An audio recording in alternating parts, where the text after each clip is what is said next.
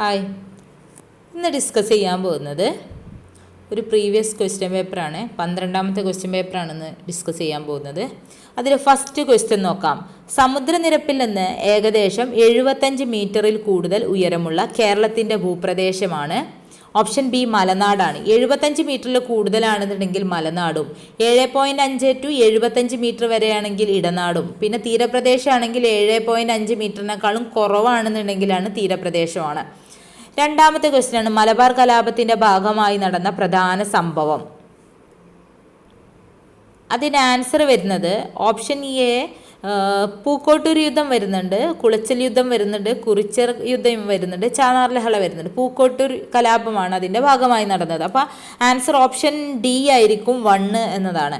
മൂന്നാമത്തെയാണ്, പടിഞ്ഞാറോട്ടൊഴുകുന്ന ഉപദ്വീപീയ നദികളേത്? ഉപദ്വീപീയ നദികളിൽ പടിഞ്ഞാറോട്ട് ഒഴുകുന്നത് നർമ്മദയും താപ്തിയുമാണ്. അപ്പോൾ ആൻസർ വരുന്നത് ഓപ്ഷൻ സി ആണ്, നർമ്മദ താപ്തി. നാലാമത്തെ ക്വസ്റ്റ്യൻ ആണ്, ഇന്ത്യയുടെ ആദ്യത്തെ അന്റാർട്ടിക് ഗവേഷണ കേന്ദ്രം ഏതാണ്? അതിന് ആൻസർ വരുന്നത് ദക്ഷിണ ഗംഗോത്രിയാണ്. അഞ്ചാമത്തെ ക്വസ്റ്റ്യൻ ആണ്, സിക്കിമിനെയും ടിബറ്റിനെയും തമ്മിൽ ബന്ധിപ്പിക്കുന്ന ചുരമാണ്. അത് നാഥുല ചുരമാണ്. ഓപ്ഷൻ എ ആണ്. പിന്നെ ആറാമത്തെ ക്വസ്റ്റ്യൻ ആണ്, ത്രികക്ഷി സൗഹാർദ്ദത്തിൽ ഉൾപ്പെട്ടിരിക്കുന്ന രാജ്യങ്ങൾ ഏതെല്ലാമാണ്? ത്രികക്ഷി സഖ്യമുണ്ട്, ത്രികക്ഷി സൗഹാർദ്ദമുണ്ട്. ത്രികക്ഷി സൗഹാർദ്ദത്തിലാണെന്നുണ്ടെങ്കിൽ രണ്ടാമത്തെ ഓപ്ഷനായി ഇംഗ്ലണ്ട്, ഫ്രാൻസ്, റഷ്യയാണ്. അപ്പോൾ ഓപ്ഷൻ സി 2 എന്നതാണ് അതിൻ്റെ ആൻസർ വരുന്നത്. ത്രികക്ഷി സഖ്യത്തിലാണെന്നുണ്ടെങ്കിൽ ജർമ്മനി, ഇറ്റലി, ജപ്പാനായിരിക്കും. പിന്നെ ഏഴാമത്തെ ക്വസ്റ്റ്യൻ ആണ്, ധാരാതലീയ ഭൂപടങ്ങളുടെ ഡിഗ്രി ഷീറ്റുകളുടെ അക്ഷാംശ രേഖാംശ വ്യാപ്തി എത്രയാണ്? അതിന് ആൻസർ ഓപ്ഷൻ ബി ആണ്, 1 ഡിഗ്രി അക്ഷാംശ രേഖാംശ വ്യാപ്തി എന്നതാണ്. എട്ടാമത്തെയാണ്, നിബന്ധമാല എന്ന ദേശാഭിമാന ബോധം തുളുമ്പുന്ന കൃതി ഏതു ഭാഷയിൽ രചിക്കപ്പെട്ടതാണ്? അതിൻ്റെ ആൻസർ ഓപ്ഷൻ ബി ആണ്, മറാത്തിയിലാണ്. ഒമ്പതാമത്തെയാണ്, പുതിയതായി പശ്ചിമഘട്ടത്തിൽ നിന്ന് കണ്ടെത്തിയ തവള ഇനത്തിൻ്റെ പേര്? അതിന് ആൻസർ ഓപ്ഷൻ സി ആണ്, ഗോലിയാത്ത് തവളയാണ്. മിനർവാരിയ പെൻഡാലി എന്ന ഓപ്ഷൻ ബി ആണ് അതിൻ്റെ ആൻസർ വരുന്നത്. പത്താമത്തെ ക്വസ്റ്റ്യൻ ആണ്, ഇന്ത്യയിലെ ആദ്യത്തെ ധാന്യ ATM പ്രവർത്തിച്ചു തുടങ്ങിയത് എവിടെയാണ്? അതിൻ്റെ ആൻസർ ആണ് ഓപ്ഷൻ സി, ഗുരുഗ്രാം ആണ്. 11ാമത്തെ ക്വസ്റ്റ്യൻ ആണ്, സൂര്യതാപം ഭൂമിയിലെത്തുന്ന രീതി ഏതാണ്? അതിൻ്റെ ആൻസർ ഓപ്ഷൻ ബി, വികിരണമാണ്. 12ാമത്തെ ക്വസ്റ്റ്യൻ ആണ്, നിസ്സഹകരണ സമരത്തിൻ്റെ പ്രഖ്യാപിത ആശയങ്ങളിൽ ഉൾപ്പെടാത്തത് ഏതാണ്?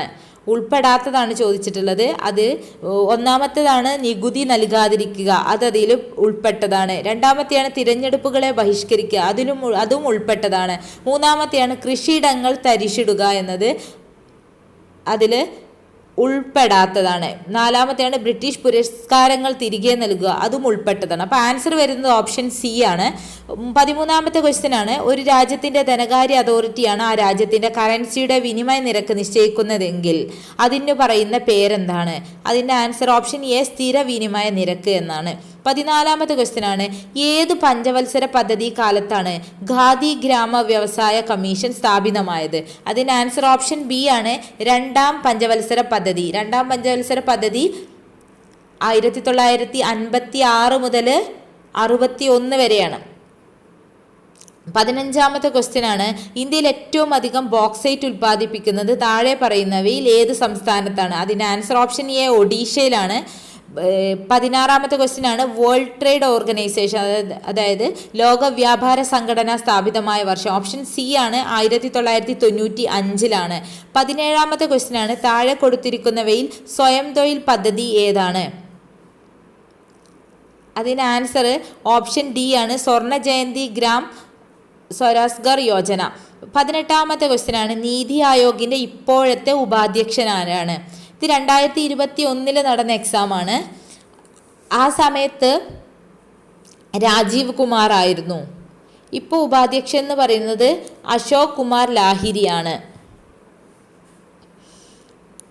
19ാമത്തെ ക്വസ്റ്റ്യൻ ആണ്, 2019-2020 വർഷത്തിൽ ഇന്ത്യയിലെ കൂട്ടിച്ചേർത്ത മൊത്തം മൂല്യത്തിലേക്കുള്ള ഗ്രോസ് വാല്യൂ ആഡഡ് കാർഷിക മേഖലയുടെ സംഭാവന ഏകദേശം എത്ര ശതമാനമായിരുന്നു? അതിന് ആൻസർ ഓപ്ഷൻ ഡി ആയിരുന്നു, 18%. 20ാമത്തെ ക്വസ്റ്റ്യൻ ആണ്, ഇന്ത്യൻ ഭരണഘടനാ അനുച്ഛേദം 25 മുതൽ 28 വരെയുള്ള ഭാഗങ്ങളിൽ ഏത് മൗലിക അവകാശത്തെക്കുറിച്ചാണ് പ്രതിപാദിക്കുന്നത്? അത് ഓപ്ഷൻ എ ആണ്, മതസ്വാതന്ത്ര്യത്തിനുള്ള അവകാശമാണ്. ഭരണഘടനാ പരിഹാരം കാണാനുള്ള അവകാശത്തെക്കുറിച്ച് പറയുന്നത് ആർട്ടിക്കിൾ 32 ആണ്. 29ഉം 30ഉം പറയുന്നത് സാംസ്കാരികവും വിദ്യാഭ്യാസപരവുമായ അവകാശങ്ങളെ കുറിച്ചാണ്.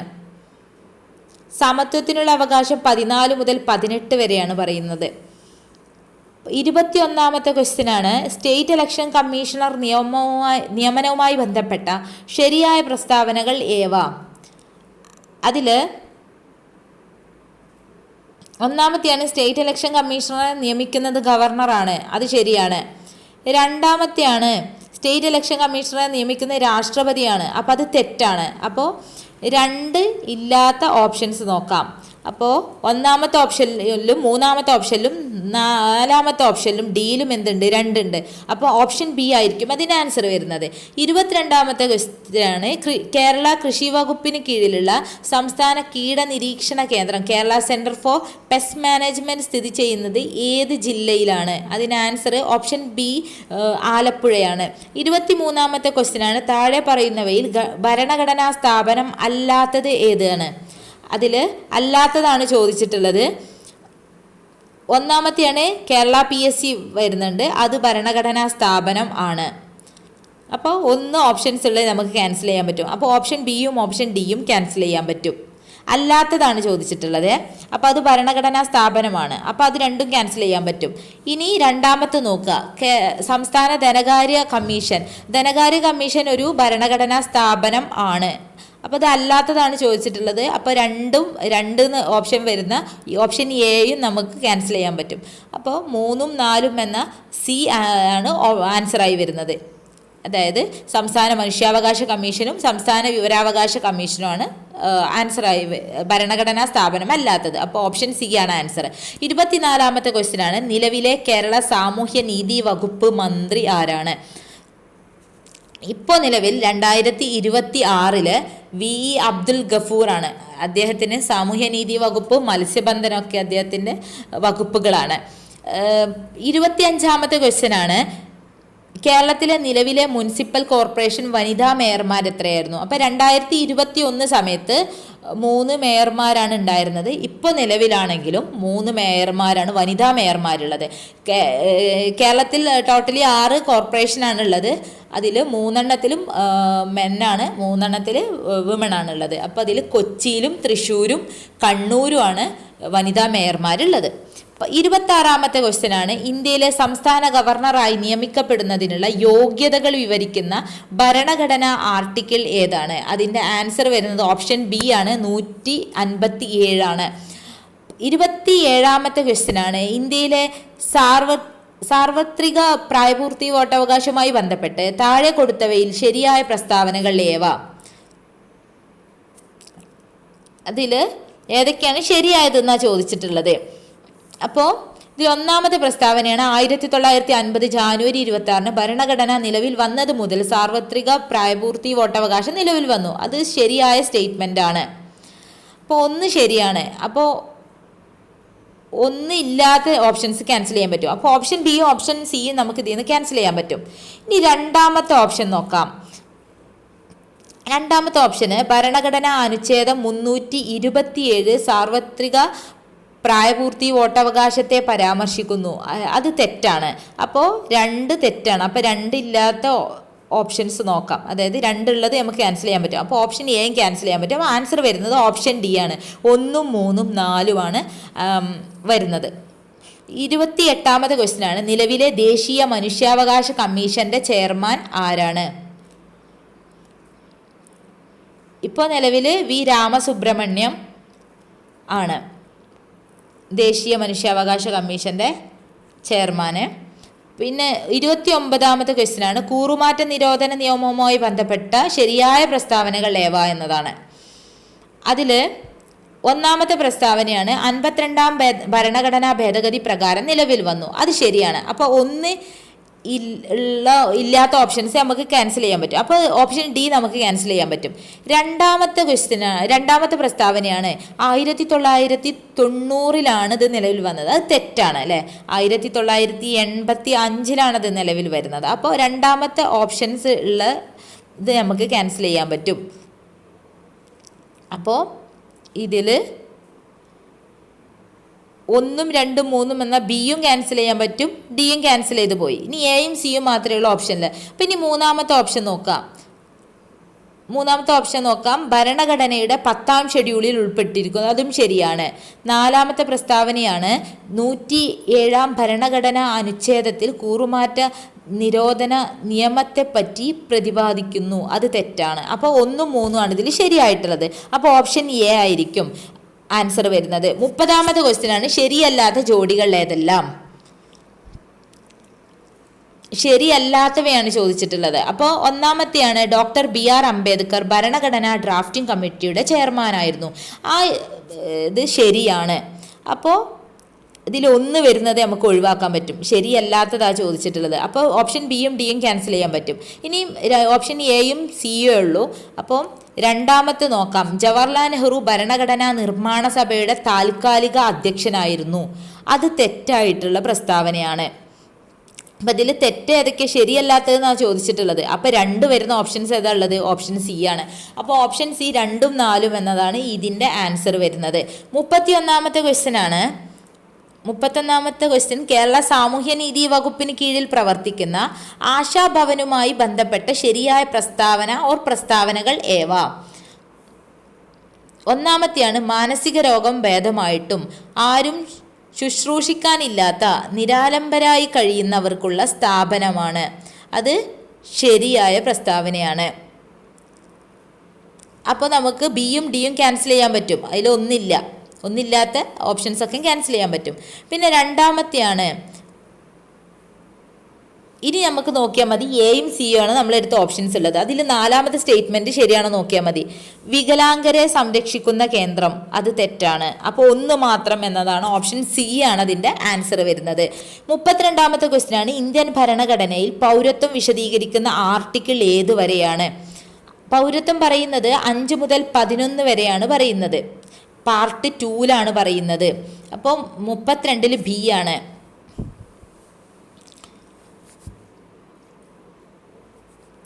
33ാമത്തെ ക്വസ്റ്റ്യൻ ആണ് താഴെ പറയുന്നവയിൽ കേരള ദുരന്ത നിവാരണ അതോറിറ്റിയിൽ മെമ്പർ അല്ലാത്തത് ആരാണ്. മെമ്പർ അല്ലാത്തതാണ് ചോദിച്ചിട്ടുള്ളത്.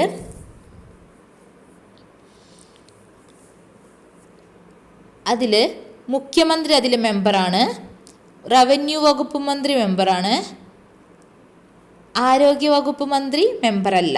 അപ്പോൾ മെമ്പർ അല്ലാത്തതാണ് ചോദിച്ചിട്ടുള്ളത്. അപ്പോൾ 3 വരുന്ന 3, 1ഉം 2ഉം ശരിയാണ്, 3 തെറ്റാണ്. 4ാമത്തെ കൃഷി വകുപ്പ് മന്ത്രി അതിൽ മെമ്പറാണ്. അപ്പോൾ അല്ലാത്തത് 3 മാത്രം എന്ന ഓപ്ഷൻ ഡി ആണ് ആൻസർ. പിന്നെ 34ാമത്തെ ക്വസ്റ്റ്യൻ ആണ് ഫാനത്തെ ആവരണം ചെയ്ത് കാണുന്ന സവിശേഷ സ്തരം ഏതാണ്. അതിൻ്റെ ആൻസർ ഓപ്ഷൻ ഡി ആണ്, ടോണോപ്ലാസ്റ്റ് ആണ്. 35ാമത്തെ ക്വസ്റ്റ്യൻ ആണ് താഴെ പറയുന്നവയിൽ ദഹനത്തിന് വിധേയമാകാത്ത പോഷക ഘടകം ഏതാണ്. അതിൻ്റെ ആൻസർ ധാതുക്കളാണ്, ഓപ്ഷൻ സി ആണ്. 36ാമത്തെ ക്വസ്റ്റ്യൻ ആണ് താഴെ തന്നിരിക്കുന്ന പ്രസ്താവനകളിൽ നിന്നും ശരിയുത്തരം തിരഞ്ഞെടുക്കുക. ഒന്നാമത്തേതാണ് ക്രമഭംഗത്തിൽ മാതൃകോശം വിഭജിച്ച് 2 പുത്രികാകോശങ്ങൾ രൂപപ്പെടുന്നു. അത് ശരിയാണ്. രണ്ടാമത്തെയാണ് ക്രമഭംഗം ശരീരകോശങ്ങളിൽ വെച്ച് നടക്കുന്നു. അതും ശരിയാണ്. 3ാമത്തെയാണ് ഊനഭംഗത്തിൽ മാതൃകോശം വിഭജിച്ച് 2 പുത്രികാകോശങ്ങൾ രൂപപ്പെടുന്നു. അത് തെറ്റാണ്. അപ്പോൾ 3 ഇല്ലാത്ത ഓപ്ഷൻസ് ഏതൊക്കെയാണ് നോക്കാം. അപ്പോൾ ആൻസർ ഡി ആയിരിക്കും, ഓപ്ഷൻ ഡി ആയിരിക്കും 3 ഇല്ലാത്തത്. അപ്പോൾ അതാണ് അതിൻ്റെ ആൻസറായി വരുന്നത്. 1, 2, 4 ശരി എന്നത്. 37ാമത്തെ ക്വസ്റ്റ്യൻ ആണ് കേരള സർക്കാരിൻ്റെ ദിശ ഹെൽപ്പ് ലൈൻ നമ്പർ ഏതാണ്. അത് 1058 ആണ്, 1056 ആണ്. അതിൻ്റെ ആൻസർ ഓപ്ഷൻ ഡി ആണ്. നെക്സ്റ്റ് ക്വസ്റ്റ്യൻ 38ാമത്തെ ക്വസ്റ്റ്യൻ ആണ് KASP വിപുലീകരിക്കുക. അതിൻ്റെ ഫുൾ ഫോം ആണ് ചോദിച്ചിട്ടുള്ളത്. അതിന് ആൻസർ ഓപ്ഷൻ ബി ആണ്, കാരുണ്യ ആരോഗ്യ സുരക്ഷാ പദ്ധതി എന്നതാണ്. 39 പാസ്മിയർ ടെസ്റ്റ് താഴെ പറയുന്നവയിൽ ഏത് ക്യാൻസർ തിരിച്ചറിയാനുള്ള പരിശോധനയാണ്? അതിന് ആൻസർ ഓപ്ഷൻ സി, ഗർഭാശയ മുഖ അർബുദം കണ്ടെത്താനുള്ളതാണ്. 40ാമത്തെ ക്വസ്റ്റ്യൻ ആണ്, വിഷൻ 2020 താഴെ പറയുന്നവയിൽ ഏത് അസുഖവുമായി ബന്ധപ്പെട്ടിരിക്കുന്നു? അതിൻ്റെ ആൻസർ ഓപ്ഷൻ എ, ബ്ലൈൻഡ്നെസ് ആണ്. 41 മലമ്പനിക്ക് കാരണമാകുന്ന സൂക്ഷ്മാണു ജീവി ഏതാണ്?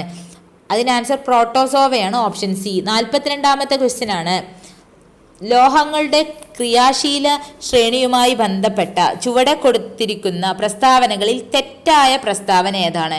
ഒന്നാമത്തെയാണ്, ക്രിയാശീല ശ്രേണിയിൽ മുകളിൽ നിന്ന് താഴേക്ക് വരുന്തോറും ലോഹങ്ങളുടെ ക്രിയാശീലം കൂടി വരുന്നു. അത് തെറ്റാണ്. അപ്പോൾ അതിൻ്റെ ആൻസർ ഓപ്ഷൻ എ ആണ്. 43ാമത്തെ ക്വസ്റ്റ്യൻ ആണ്, വജ്രത്തെക്കുറിച്ച് ചുവടെ കൊടുത്തിരിക്കുന്ന പ്രസ്താവനകളിൽ ശരിയായവ ഏതാണ്? ഒന്നാമത്തെയാണ്, കാർബണിൻ്റെ ഏറ്റവും കാഠിന്യമുള്ള രൂപാന്തരമാണ് വജ്രം. അത് ശരിയാണ് അല്ലേ? അപ്പോൾ നമുക്ക് സിയും ഡിയും ക്യാൻസൽ ചെയ്യാൻ പറ്റും, അതിലൊന്നില്ല. അപ്പോൾ ഇനി രണ്ടാമത്തെ നോക്കാം. വജ്രം വൈദ്യുത ചാലകമാണ്. അത് തെറ്റാണ്.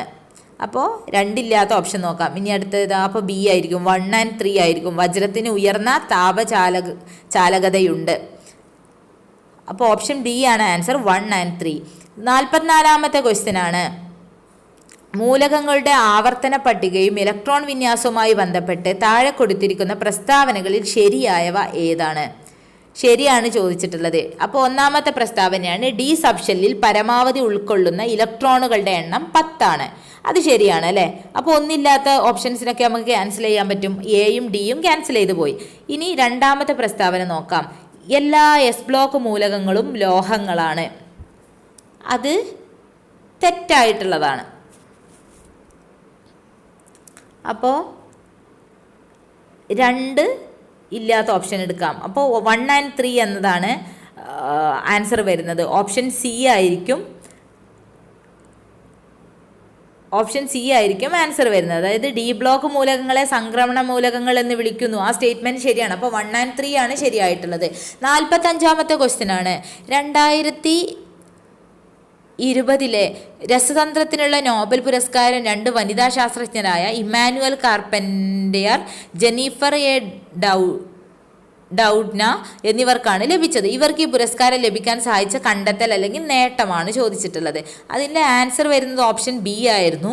അതായത് ക്രിസ്പർ ഓർ കാസ്9 ജീൻ എഡിറ്റിംഗ് വിദ്യ വികസിപ്പിച്ചതിനാണ്. അപ്പോൾ ഇത് കറണ്ട് അഫെയർ ആയിരുന്നു. അപ്പോൾ 2025 നിലവിലുള്ള ഏറ്റവും ലേറ്റസ്റ്റ് ആയിട്ടുള്ള കെമിസ്ട്രി നോബൽ പുരസ്കാരം കിട്ടിയിട്ടുള്ളത് ആർക്കാണ്? Susumu Kitagawa, Richard Robson, Omar M യാഗിക്കാണ് കിട്ടിയിട്ടുള്ളത്. എന്തിനാണ്? മെറ്റൽ ഓർഗാനിക് ഫ്രെയിംവർക്കുകളുടെ ഡെവലപ്മെൻറ്റിന് വേണ്ടിയിട്ടാണ് അവർക്ക് കിട്ടിയിട്ടുള്ളത്. 46ാമത്തെ ക്വസ്റ്റ്യൻ ആണ്, വജ്രത്തിൻ്റെ കാഠിന്യമുള്ള ഒരു ഗ്ലാസ് ഒരു രാജ്യത്തെ ഗവേഷകർ വികസിപ്പിക്കുകയുണ്ടായി. AM3 എന്ന പേര് നൽകിയിരിക്കുന്ന ഈ ഗ്ലാസ് ഏത് രാജ്യമാണ് വികസിപ്പിച്ചെടുത്തത്? അതിന് ആൻസർ ഓപ്ഷൻ ഡി, ചൈനയാണ്.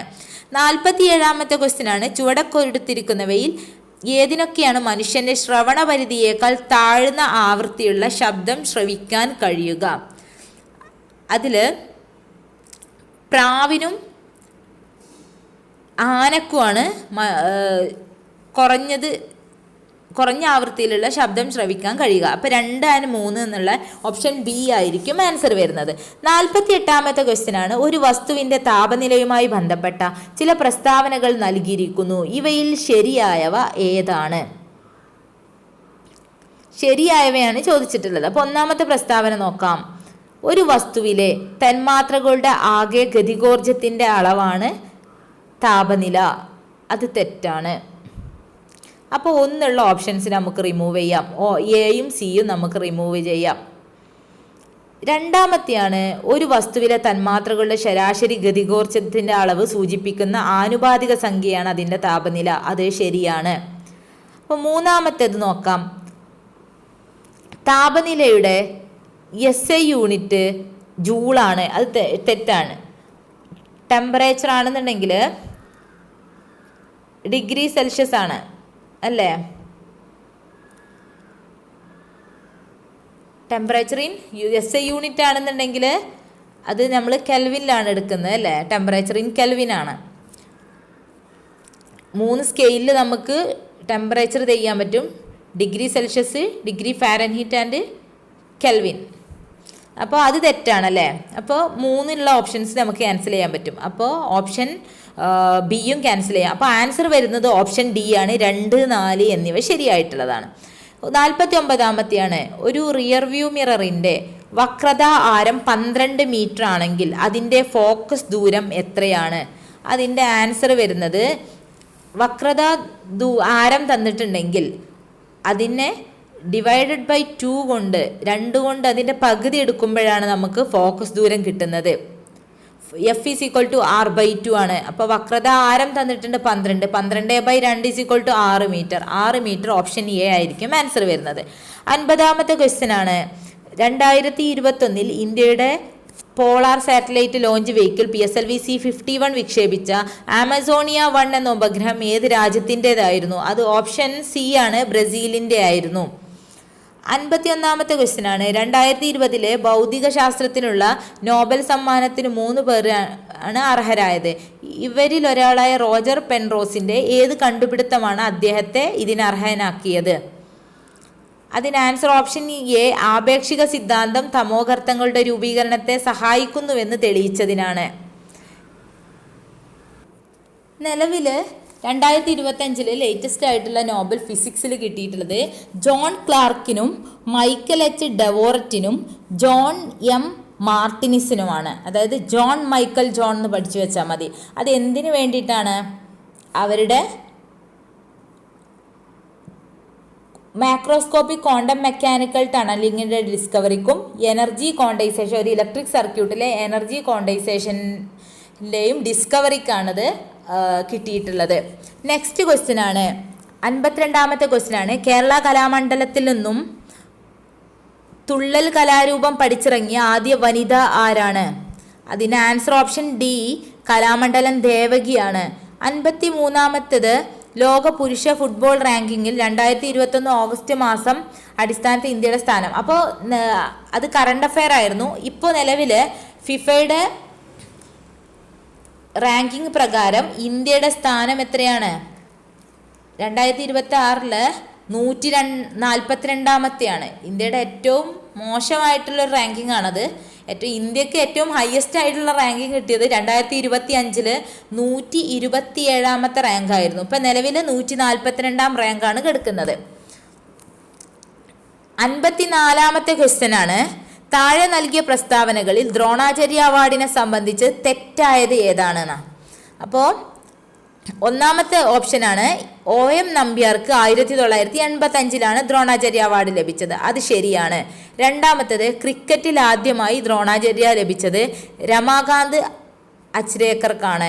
അത് തെറ്റാണ്. അപ്പോൾ ഓപ്ഷൻ ബി ആണ് അതിൽ ആൻസർ തെറ്റായിട്ടുള്ളത് വന്ന് ആ ഓപ്ഷൻ ബി ആണ് ആൻസർ വന്നിട്ടുള്ളത്. 55ആണ്, മലയാളത്തിലെ ആദ്യത്തെ പ്രശസ്ത നിഘണ്ടുവായ സമസ്ത വിജ്ഞാന ഗ്രന്ഥാവലി എഴുതിയത് ആരാണ്? അതിന് ആൻസർ ഓപ്ഷൻ സി, R. ഈശ്വരപ്പിള്ളയാണ്. 56ാമത്തെ ക്വസ്റ്റ്യൻ ആണ്, താഴെ കൊടുത്ത പ്രസ്താവനകളിൽ ഏതാണ് കവി ONV കുറുപ്പിനെ സംബന്ധിച്ചതിൽ ശരിയല്ലാത്തത് എന്നാ.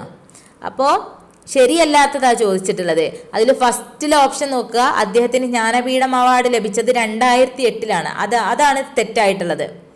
അപ്പോൾ 2007 അദ്ദേഹത്തിന് ലഭിച്ചിട്ടുള്ളത്. അപ്പോൾ അതാണ് ഓപ്ഷൻ ഇ ആയിരിക്കും ആൻസർ. 57ാമത്തെ ക്വസ്റ്റ്യൻ ആണ്, 2021 ഏറ്റവും മികച്ച ഡോക്യുമെൻ്ററി, അതായത് ഫീച്ചർക്കുള്ള ഓസ്കർ അവാർഡ് നേടിയ ഡോക്യുമെൻ്ററി ഏതാണ്? അതിൻ്റെ ആൻസർ വന്നിട്ടുള്ളത് 57ാമത്തേതിൽ മൈ ഒക്ടോപ്പസ് ടീച്ചർ എന്നതാണ് അന്നത്തേത്. അത് 2021 2026